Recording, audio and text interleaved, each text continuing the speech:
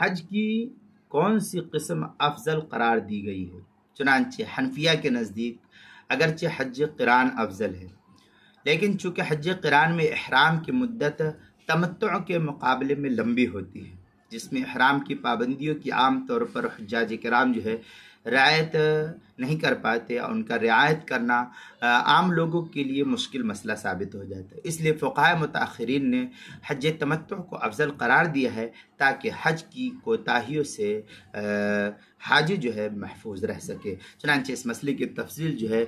فتاوی شامی جو بیروت کا چھپا ہوا نسخہ اس کی تیسری جلد صفحہ 491، منحت الخالق جو البحر الرائق کے حاشیے پر ہے، زکریا بک ڈپو دیوبند کا ہندی نسخہ اس کی دوسری جلد صفحہ 626 پر اس کو نقل کیا، اور کتاب المسائل کی تیسری جلد صفحہ 128 عنوان ہے حج کی کون سی قسم افضل ہے، اس کے تحت جو اس کو نقل کیا وہاں دیکھ سکتے ہیں۔